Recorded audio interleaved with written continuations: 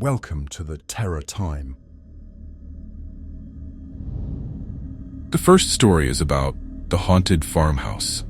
I once decided to book an Airbnb that promised a peaceful countryside stay away from the city noise. The pictures showed a charming old farmhouse nestled in the woods. It seemed like the perfect escape, but I had no idea that I was stepping into a living nightmare. The moment I stepped through the door, something felt off. The air inside was cold, despite it being the middle of summer. The smell of old wood and dust filled my nose, and a strange feeling crawled up my spine. It felt like I was being watched. But I brushed it off, thinking it was just an old, poorly insulated home. The first night was uneventful, though every now and then I'd hear faint sounds, whispers maybe, coming from the walls. It was unsettling, but I convinced myself it was just the wind or the house settling. I was trying to relax, after all. But the second night was when things started to unravel. As I lay in bed, I heard footsteps upstairs. The problem? I was alone, and there was no second floor in the farmhouse. My heart started racing as the sound grew louder, more deliberate. It was as if someone or something was pacing above me, back and forth.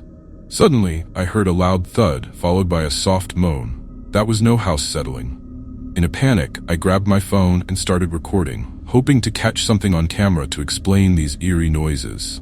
Just as I hit record, a door down the hall slammed shut. It was so violent, I could feel the vibration through the floorboards. My breath hitched. I rushed to the door, but when I opened it, nothing was there. Just an empty hallway. I stood there in the dark, trying to calm myself when I felt it, a cold, creeping touch on the back of my neck. I spun around, expecting to see someone standing there, but I was alone. It felt like I wasn't in control anymore, like something evil had claimed the space. I could feel the presence of a ghost, watching me, mocking me. The next morning, I tried to brush off the experience as a bad dream. I packed my things, ready to leave, but something wouldn't let me go. Every time I approached the front door, it felt like an invisible force was holding me back, trapping me inside the house. Desperation set in. That evening, as the sun dipped below the horizon, the temperature in the house plummeted. Horror sounds, creaks, groans, and whispers echoed throughout the rooms. I could swear I saw shadows moving in the corners of my eyes, just out of view. It was like the house itself was alive, feeding off my fear. I sat down on the old wooden chair in the living room, trying to gather my thoughts when I felt the unmistakable sensation of fingers running through my hair. I shot up, but again, no one was there. It was then I realized I wasn't dealing with just any ghost. This was something much darker, supernatural even. In a last-ditch effort to prove to myself that I wasn't losing my mind, I set up a camera in the corner of the room, hoping to capture whatever was tormenting me. As I reviewed the footage later that night, my blood ran cold. I watched in horror as a faint figure materialized in the center of the room, its eyes glowing, its face twisted in a silent scream. It wasn't human. This was a real ghost, caught in my video. And then, just as suddenly, it vanished. I didn't sleep that night. Every time I closed my eyes, I heard the soft, ghostly moans growing louder, echoing through the empty halls. The paranormal activity in the house had reached its peak. There was no escape. On the final night, I had one last encounter that I'll never forget. As I lay paralyzed in bed, I felt the mattress dip beside me. Slowly, painfully, I turned my head to see a shadowy figure sitting on the edge of the bed, watching me. It whispered something in a language I didn't understand. But then, in a chilling, almost human voice, it said, "You can never leave." That was it. I bolted from the house in the dead of night, abandoning my belongings. I drove for hours until I reached the nearest town. I never returned to that Airbnb, and to this day, I wonder if anyone else has experienced the terror I faced in that haunted house. I later learned that the farmhouse had a dark history. It had been the site of multiple unsolved murders, and locals believed it was cursed. There were countless scary stories about the place, but none of them prepared me for the horrors I encountered. It was a true story that I would never wish upon anyone. The second story is about the night at the seaside manor. During one of my solo travels, I booked an Airbnb near a quiet seaside town. The house was perched on a cliff with a breathtaking view of the ocean. It looked perfect online, an old manor, full of character and charm. But what I didn't realize was how haunted that place really was. As soon as I arrived, something didn't feel right. The house was massive, with creaky wooden floors and long, dim hallways. The air was damp, filled with the smell of salt water and something else. Something creepy, like mildew mixed with an unfamiliar, metallic scent. Despite the unease crawling up my spine, I brushed it off. After all, the photos were beautiful, and I was excited to experience a peaceful stay by the sea. The first few hours were uneventful. I explored the house, admiring its old architecture. But as night fell, the atmosphere shifted. The once charming manor now felt oppressive, as if the walls were closing in on me. It was just after midnight when I first heard the noises. Faint at first, like distant footsteps echoing down the halls. I told myself it was just the sound of the old house settling, but the footsteps didn't stop. Around 2 a.m., I decided to go to bed, though sleeping was the last thing on my mind. As I lay there, I heard it again, this time louder. Footsteps, but now accompanied by the sound of something being dragged across the floor. My heart started pounding. Slowly, I got up and crept toward the door, listening. The dragging sound was closer now, as if something or someone was making its way down the hall. I grabbed my phone and cautiously opened the door. The hallway was empty, but the sounds persisted. I started recording, hoping to capture whatever was happening. My phone picked up something strange, faint whispers, like a conversation just out of earshot. It was too dark to see clearly, but I felt something move past me, brushing against my arm. My blood ran cold. That night, I didn't sleep. I sat in the corner of the room, the horror sounds echoing through the halls, growing louder with every passing minute. I could feel a presence, something supernatural watching me. My instincts screamed at me to leave, but fear kept me frozen in place. By morning, I was exhausted, but still convinced I was imagining things. I decided to take a walk along the beach to clear my head. As I walked, I met an old fisherman who had lived in the town his whole life. When I mentioned the house, his face went pale. He warned me that the manor was infamous in town, a place where people had disappeared without a trace, where paranormal activity was reported by anyone brave enough to stay there. I should have left then, but I didn't. That night, I was woken up by the sound of the ocean, louder than usual, like a storm had rolled in. But when I looked out the window, the sea was calm. The only thing out of place was a figure standing at the edge of the cliff, staring up at the house. It was too dark to make out any details, but something about the way it stood there, motionless, sent chills through me. I blinked, and it was gone. The following night, things escalated. I was sitting in the living room when the temperature dropped dramatically. My breath became visible in the air, and that metallic scent returned, stronger than before. Suddenly, the chandelier above me began to sway, and a loud banging started from the upstairs rooms. It sounded like furniture being overturned, but I was alone in the house. Terrified, I grabbed my camera and started filming, hoping to catch whatever was causing the disturbance on camera. As I moved through the house, the banging grew louder, accompanied by what sounded like screams. I made my way upstairs, though every instinct told me to leave. When I reached the top, I saw it, a dark figure standing in the doorway at the end of the hall. Its eyes were hollow, its skin a sickly gray, and it let out a low, guttural moan. My hands shook as I recorded the sight of the real ghost in front of me. I could barely breathe. Then it disappeared into the room. I followed it. Yes, I followed it, too scared to think straight.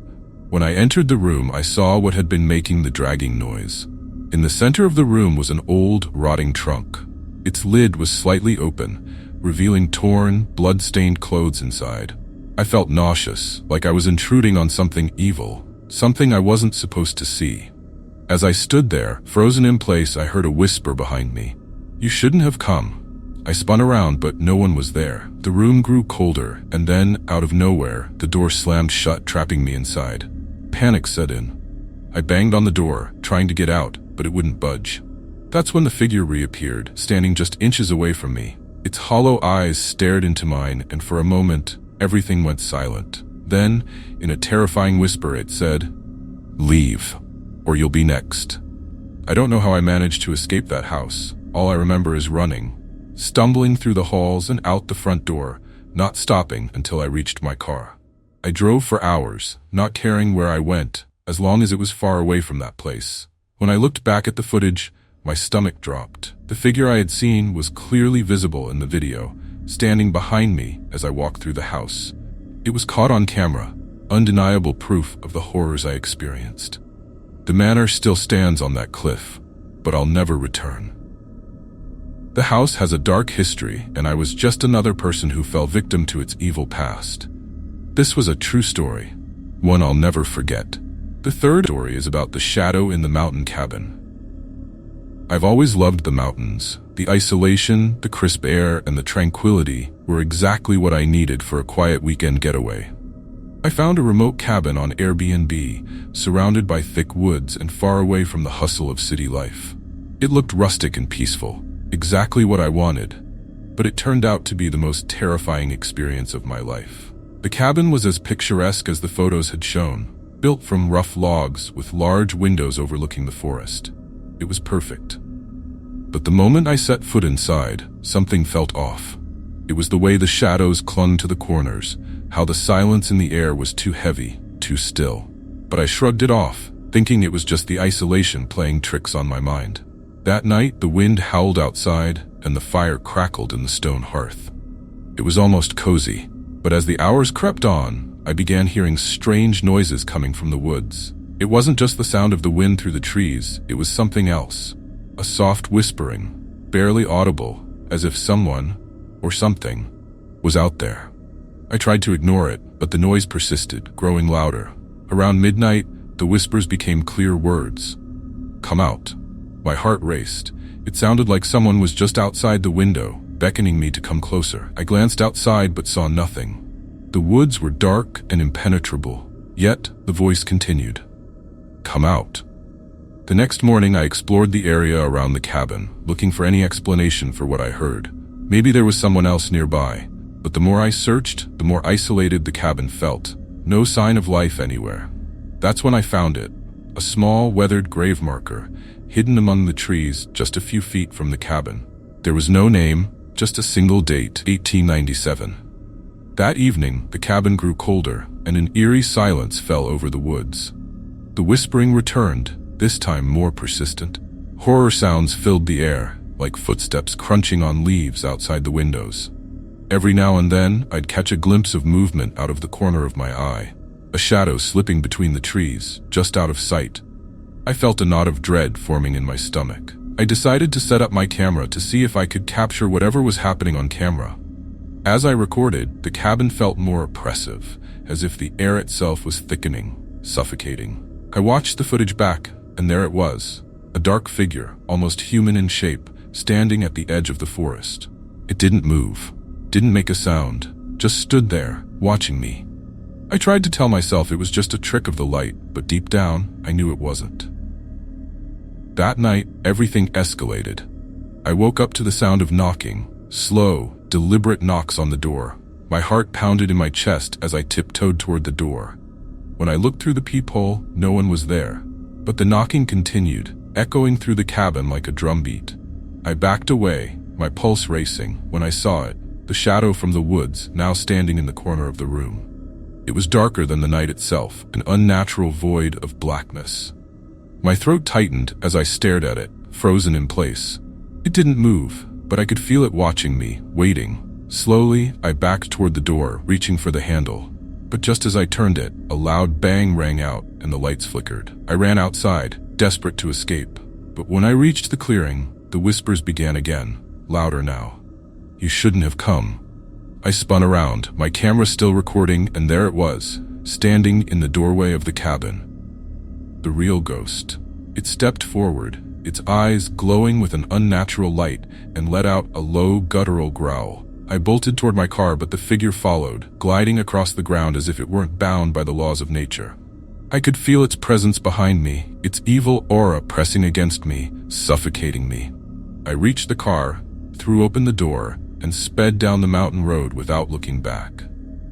When I finally made it to safety, I reviewed the footage, and my stomach twisted in fear.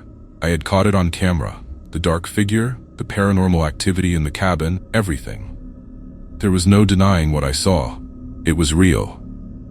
I later learned that the cabin had been abandoned for years before being listed on Airbnb. Rumor had it that the previous owners had vanished without a trace. Locals spoke of scary stories surrounding the place, about ghosts in the woods and strange happenings late at night. But what I experienced wasn't just a story. It was a true story, one that still haunts me to this day. The fourth story is about the entity in the city loft.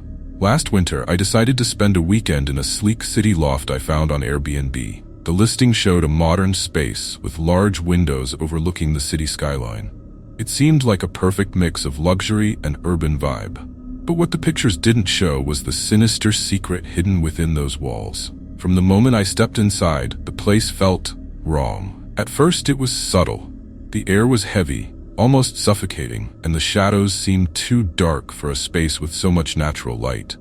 I brushed it off as city pollution, or maybe just an old ventilation system, but deep down, something in me knew this place wasn't right. The first night was relatively quiet. I relaxed, watched some TV, and tried to get used to the idea of being in such a big city alone. But just as I started to fall asleep, I was jolted awake by a loud thud coming from the ceiling. I sat up, heart racing, thinking it was just a neighbor upstairs. But then it happened again, this time accompanied by a soft scratching noise, as if something was moving just above me. I got out of bed and listened closely.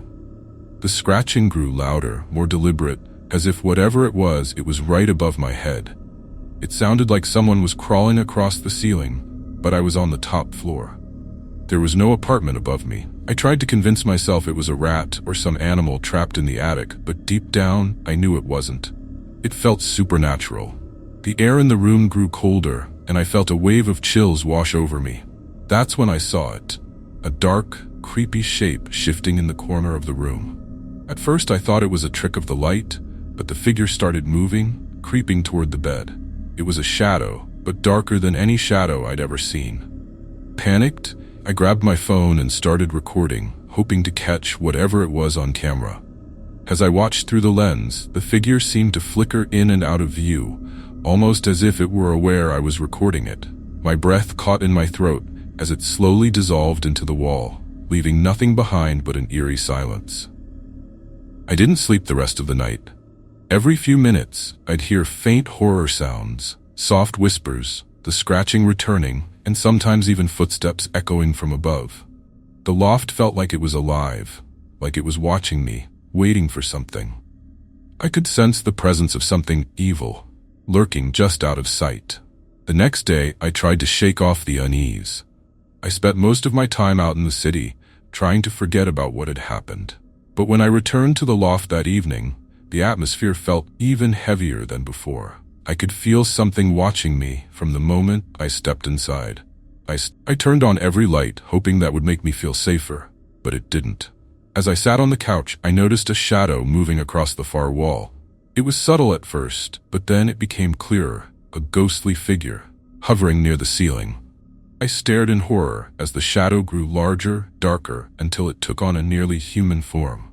Suddenly, a loud crash came from the bedroom. I jumped up, heart pounding in my chest, and ran to see what had happened. The mirror on the wall had shattered, glass shards scattered all over the floor. But there was no one there. I felt a cold breeze brush past me, even though the windows were shut tight. I couldn't take it anymore. I grabbed my phone and began to film the entire loft, hoping to document the paranormal activity. As I panned the camera across the room, I saw something horrifying on the screen. A face. Pale, lifeless, and staring directly at me from the reflection in the window. I spun around, but there was nothing there. Yet the face remained, watching me through the camera. I bolted out of the bedroom, my hands shaking, and tried to make sense of what was happening. But then I heard it.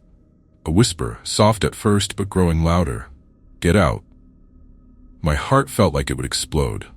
I rushed to the front door, only to find it locked, the key I had left on the counter missing. Suddenly, the room plunged into darkness. The lights flickered and then went out completely, leaving me standing in pitch black. The whispering intensified, swirling around me like a vortex of voices. "Get out! Get out! Get out!" I fumbled for my phone's flashlight, but before I could turn it on, I felt a cold hand grip my wrist. I screamed and yanked my arm back, but the hand didn't let go. I swung my phone toward the darkness and finally saw it. The real ghost, a figure with hollow eyes, its face twisted in a grotesque expression of rage. It was right in front of me. I don't remember how I got out of that loft, but somehow I did. I ran down the stairs, not waiting for the elevator, and didn't stop until I reached the street. My breath was ragged and my body trembled from the adrenaline. But when I looked up at the loft's window, I saw it. Just for a split second, the shadowy figure watching me from the glass.